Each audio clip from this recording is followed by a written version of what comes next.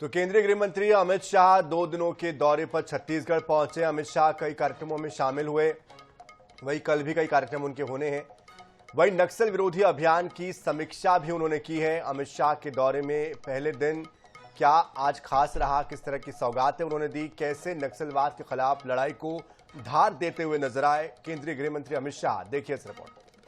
30 मार्च 2026 को इस देश की भूमि पर से हम नक्सलवाद को पूर्ण रूप से समाप्त करने का काम करेंगे।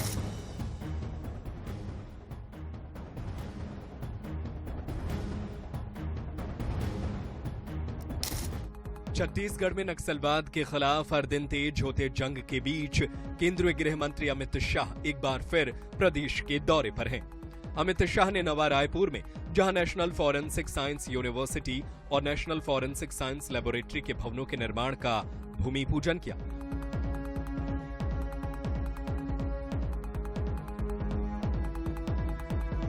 वहीं नया रायपुर में उन्होंने भारतीय न्याय संहिता के नए प्रावधानों को लेकर आयोजित कार्यक्रमों में शिरकत की। अपने दौरे के दौरान अमित शाह ने एनएफएसयू और एनएफएसएल की सौगात दी।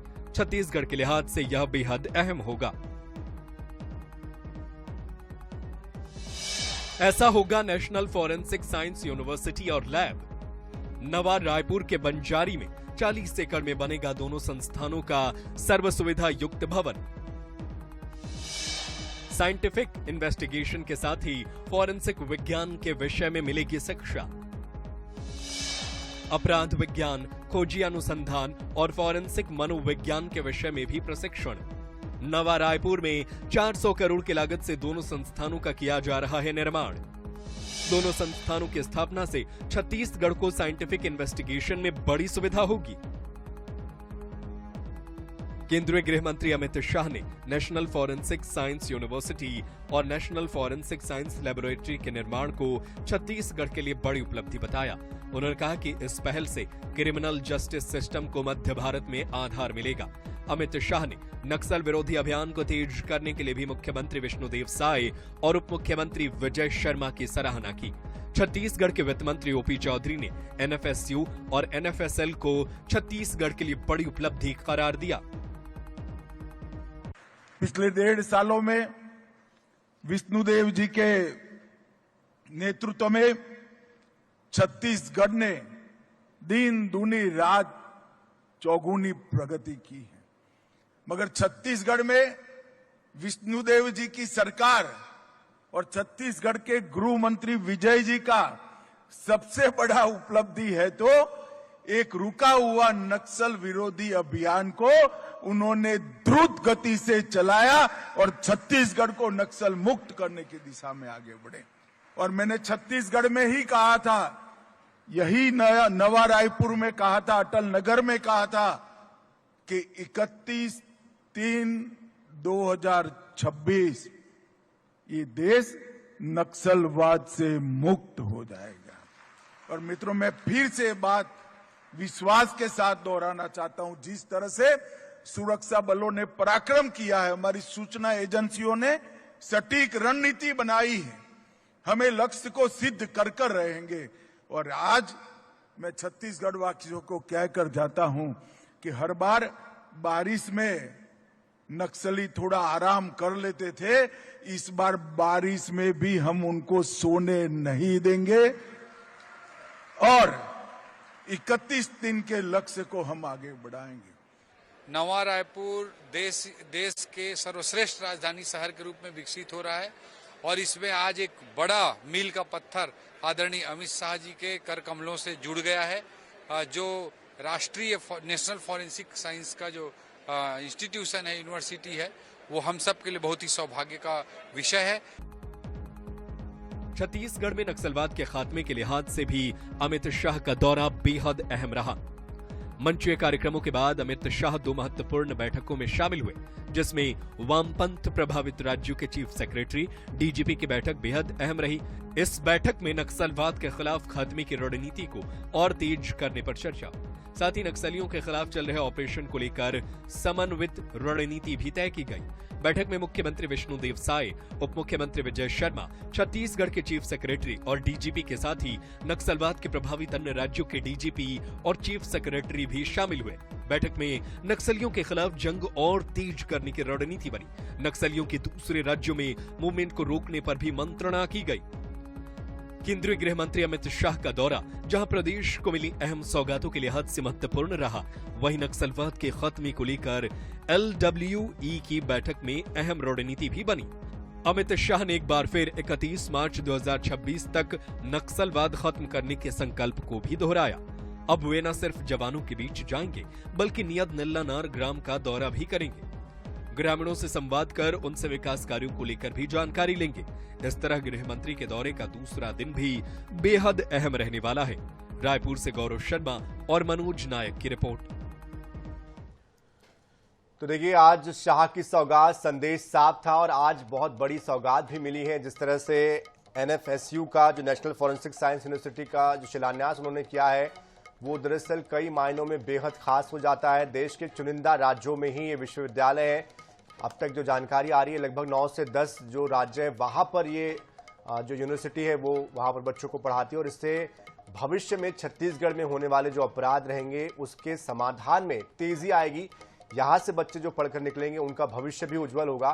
फिलहाल 180 बच्चों का ये बैच होगा। लगभग 300 करोड़ की ये सौगात है। साथ ही उन्होंने नक्सलियों को संदेश दिया है कि अब कोई चर्चा होने वाली नहीं है, अब सीधा आप सरेंडर कीजिए, ऑपरेशन और तेज गति से चलाया जाएगा। LWE की बैठक अभी कुछ देर पहले खत्म हुई है, दूसरी बैठक अब शुरू हो चुकी है। इस बैठक में भी यही तय हुआ है कि आगे की रणनीति किस तरह की रहने वाली है और बरसात में कैसे आगे बढ़ना है। इस विषय पर बात करने के लिए हमारे साथ हमारे खास मेहमान जुड़ चुके हैं।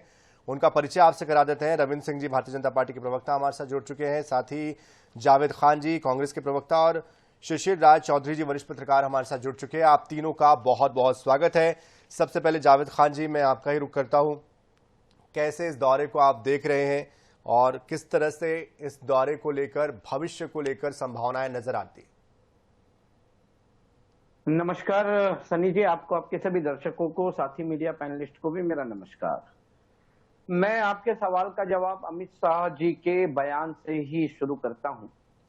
उन्होंने कहा, सबसे पहले मैं आता हूं, उन्होंने कहा कि नक्सलवाद को लेकर के रुका हुआ ऑपरेशन, ये रुका हुआ ऑपरेशन हमारी समझ से थोड़ा सा परे है। थोड़ा सा अमित शाह जी इसको अच्छे से बता दिए रहते तो पता समझ में आता, क्योंकि बीच में 5 साल भूपेश बघेल जी की सरकार थी।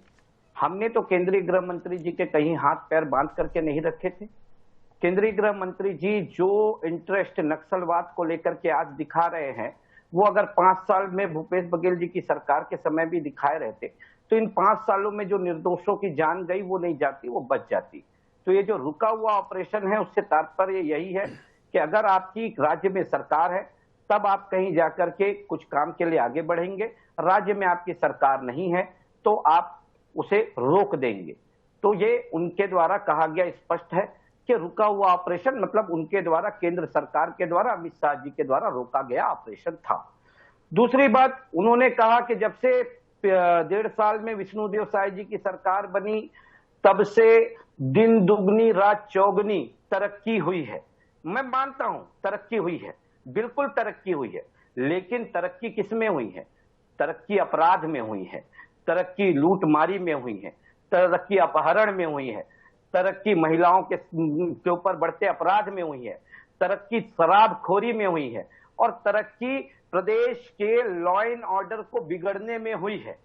तो मैं तो यही कहता हूं कि अमित शाह जी जिस तरह से छत्तीसगढ़ का दौरा लगातार, निरंतर, बार बार कर रहे हैं, तो उन्हें छत्तीसगढ़ के गृह मंत्री विजय शर्मा जी के कार्यकाल की भी समीक्षा करनी चाहिए, क्योंकि लगातार जिस तरह से छत्तीसगढ़ में अपराध का ग्राफ बढ़ता चला जा रहा है, बढ़ता चला जा रहा है, और ये हम खाली नहीं कह रहे हैं, ये तो खुद इनके सरकार के मंत्री, इनके सरकार के सांसद, इनके सरकार के विधायक तक कह रहे हैं। कोई पत्र लिख करके कहता है रायपुर का विधायक कि CCTV कैमरे लगा दीजिए, तो कोई कुछ कहता है, कोई पुलिस बलों को। ठीक है, चलिए, आज का विषय हमारा उनके दौरे को लेकर है, उस पर हम और आगे जाएंगे।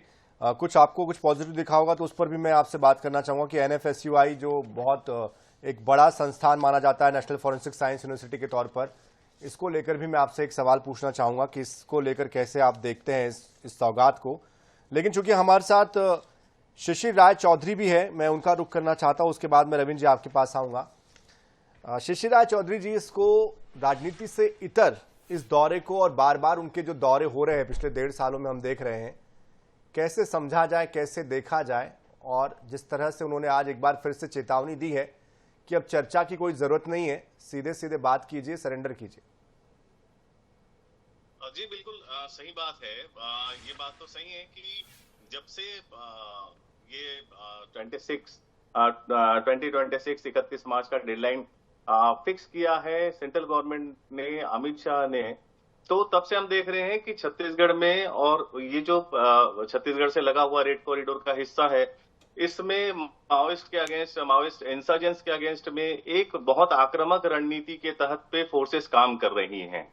और ये उम्मीद की जानी चाहिए कि आने वाले दिनों में न केवल छत्तीसगढ़ बल्कि मध्य भारत का ये हिस्सा नक्सल हिंसा से मुक्त हो पाएगा।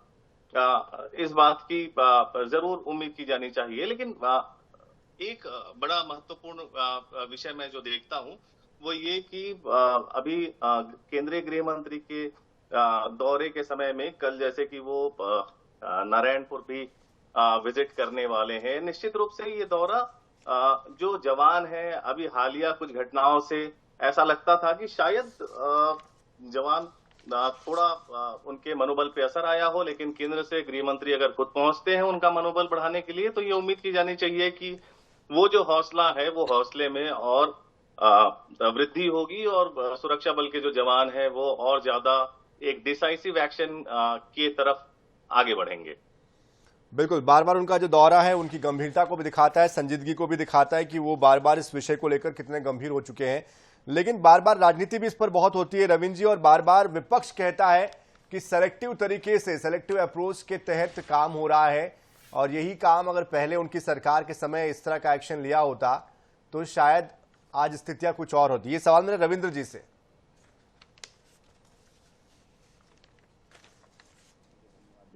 जिन्होंने इतना मतलब क्या कहते हैं पॉजिटिव मतलब प्रस्तुतिकरण किया, लेकिन अफसोस ये भी है कि कांग्रेस के प्रवक्ता यहाँ पर भी नकारात्मक हो गए। आज के भी दिन नकारात्मक हो गए, जब क्या कहते हैं एनएफएसयू की सौगात मिल रही है और एनएफएसएल की सौगात मिल रही है 400 करोड़ का अपराध पे, मतलब क्या कहते हैं खोज करेंगे। जहां चंडीगढ़ लेबोरेटरी जाते थे अब छत्तीसगढ़ को मिल रहा है, मध्य भारत को मिल रहा है। आज के दिन तो कम से कम इनको वो नहीं करना चाहिए, नकारात्मक छवि नहीं। आज भी आलोचना कर रहे हैं और क्या खोज रहे हैं, क्या अमित शाह जी के बयान को कि रुका हुआ फैसला। अब मैं बताता हूं रुका हुआ फैसला क्या होता है। भूपेश बघेल जी, मैं पहले से ही कह रहा हूं, कांग्रेस और कांग्रेस की सरकार नक्सलियों को कभी हटाने के पक्ष में नहीं थे, उनके साथ उनके समर्थन में खड़े रहते थे। इसलिए क्या कहते हैं रुका हुआ फैसला बोले, क्योंकि अब डबल इंजन की सरकार आ गई, सेंट्रल और स्टेट दोनों की एकदम क्लियर कट पॉलिसी 31 मार्च 2026 तक हम समाप्त करेंगे। और ये बोलते हैं रुका हुआ फैसला। कब भूपेश बघेल जी ने ऐसा इच्छा शक्ति दिखाया? कभी उन्होंने नहीं कहा, उन्होंने तो उल्टा संदेश भेज दिया था। अब सुनिएगा प्लीज, अब कांग्रेस के प्रवक्ता से मेरा निवेदन है, सुनिएगा, गृह मंत्री बीच में नहीं पूछेंगे। आप ये बताइए ना, और वो कह रहे हैं रुका हुआ ऑपरेशन। तो भाई अगर ऑपरेशन रुक गया तो कब भूपेश बघेल जी ने ऑपरेशन को रोक दिया था? कब भूपेश बघेल जी ने कह दिया था कि केंद्रीय गृह मंत्री जी आप इंटरफेयर मत करिए, राज्य की पुलिस। चलिए जावेद जी, आपसे रिक्वेस्ट है मेरी, आपके वक्त वो नहीं बोले थे, आप भी सुन लीजिए, आपको मैं जवाब देने का मौका दूंगा।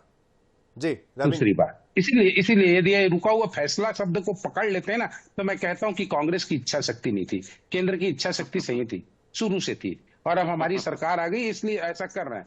कभी भूपेश बघेल जी ने नहीं कहा, क्योंकि इनके, मैं बता रहा हूं, वो राज्यसभा सांसद आती थी रंजीता रंजन, वो कहती थी नक्सली बहुत अच्छे हैं। दिग्विजय सिंह झारखंड में जाते थे, नक्सलियों से समर्थन मांगते थे, इतने लोगों को हत्या हो रही थी, कभी कोई कार्रवाई नहीं कर सकते थे। यदि वो रुका हुआ फैसला था तो आज हो रहा है, तो इसका भी स्वागत करना चाहिए। इतना राजनीति में मत गिरो कि हर चीज कहे करो, इतनी बड़ी बड़ी सौगात। और दूसरी बात, बरसात के समय भी उन्होंने स्पष्ट, कितना क्लियर संदेश है बताइए, कि हम बरसात में भी इनको नहीं चैन से लेने देंगे।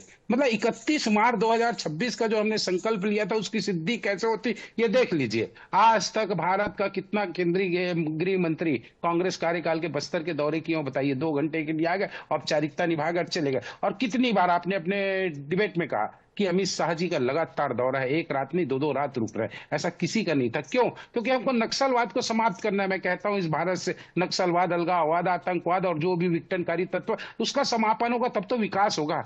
ये जब तक रहेंगे विकास कभी नहीं होगा। और ये विकास एक व्यक्ति के लिए नहीं है, क्या कहते हैं, इस तरह के तत्वों को मारना पूरे देश के लिए आवश्यक है, हटाना आवश्यक है। ना कांग्रेस, ना भाजपा, ना सपा, ना बसपा, सबके लिए है। तो इसमें भी इनको समर्थन करने में तकलीफ होती है। मैं फिर कह रहा हूं, जो जैसा सोचता है ना वो ऐसा करता है। अमित शाह जी का जो दौरा है वो दिख भी रहा है, उनकी सोच में है 31 मार्च 2026 तक नक्सल मुक्त भारत, इसीलिए वो दौरा कर रहे हैं। मैं फिर कहता हूं कांग्रेस के लोगों से, नकारात्मक इतना भी मत बनो कि आप राजनीति से बाहर हो जाओ। इस तरह की आज तो ये डिबेट का विषय नहीं था, मैं तो सोचता हूं आज प्रशंसा का विषय था। नहीं, उनका सीधा आरोप है, लेकिन रविंद्र जी उनका सीधा आरोप है कि जब उनकी सरकार थी उनको उतना सपोर्ट नहीं दिया गया केंद्र की तरफ से, जिसकी वजह से वो इस तरह की सफलता हासिल नहीं कर पाए। मजे की बात यही कांग्रेस के प्रवक्ता लोग बैठ के टीवी डिबेट में क्या कहते हैं कि हमारे समय, भूपेश बघेल के समय कमी आ रही थी। आपने देखा है? बोले नहीं अभी ऐसा कुछ विशेष नहीं हो रहा, हमारे समय भी कमी आ रही थी। और कमी आ रही थी तो क्यों आ रही थी? सेंट्रल मदद तो कर रहा था ना, तभी तो कमी आ रही थी। ये लोग बोलते हैं, 2-3 डिबेट उठाकर देख लिया, जावेद खान बोल रहे होंगे नहीं कमी आ रही थी भूपेश बघेल के समय। वो कैसे आई कमी?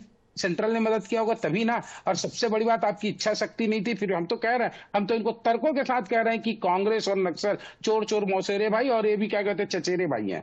और आज चलिए जवाब दे लेते हैं जावेद जी। इसलिए इनको इतना नुकसान हम देखिए सन्नी जी, ये बड़ी बड़ी बातें कर रहे हैं, नक्सल मोर्चों पर कह रहे हैं कि हम इनकी तारीफ करें। चलिए मैं आपसे पूछता हूं, तारीफ कैसे करें? 2 दिन पहले नक्सलियों का तांडव आपने देखा होगा, 3 ग्रामीणों की हत्या की, उसमें 13 साल का एक मासूम बच्चा भी था। आज नक्सलियों ने 2 लोगों की हत्या की, जिस सुनिए रविंद्र जी आ रहा हूं मैं। आज नक्सलियों ने 2 लोगों की हत्या की, उसमें से एक आत्मसमर्पित नक्सली था। केंद्रीय गृह मंत्री कह रहे हैं ना, आप आत्मसमर्पण करो पूरी सुरक्षा मिलेगी। आज ही एक आत्मसमर्पित नक्सली को मुखबिर के शक में मार दिया गया, हत्या कर दी गई। तीसरा, आज ही भारत की कम्युनिस्ट पार्टी माओवादी कोंटा एरिया कमेटी ने एक पत्र जारी किया है, प्रेस नोट, जिसमें वो सीधा सीधा किसके ऊपर दबाव बना रहे हैं? पटवारी और फॉरेस्ट गार्डों के ऊपर। उन्हें सीधा सीधा चेतावनी दे रहे हैं कि अपनी आदतें सुधार लो, नहीं तो आपका भी वही हश्र हम करेंगे जो बाकियों का करते आए हैं। आप एक बात बताइए, केंद्रीय गृह मंत्री जी कह रहे हैं कि 31 मार्च 2026 तक पूरे भारत देश से नक्सलवाद को खत्म कर देंगे। 31 मार्च 2026 आने में मात्र 9 महीने का समय बचा है। मैं हमारे देश के, हमारी पुलिस बल, हमारी सेना के ऊपर में कहीं कुछ नहीं बोलूंगा। उन्होंने जो काम किया है वो शानदार काम किया है, क्योंकि उन्हें देश का गृह मंत्री से छूट मिली है। लेकिन बावजूद इसके सरकार कहां पर चूक रही है कि इनका मनोबल नहीं टूट रहा है। ये लगातार हत्याओं पे हत्याएं कर रहे हैं। ये तो बम ब्लास्ट करके, ये तो आईईडी ब्लास्ट करके हमारे पुलिस के वरिष्ठ अधिकारी तक को नहीं बख्श रहे हैं।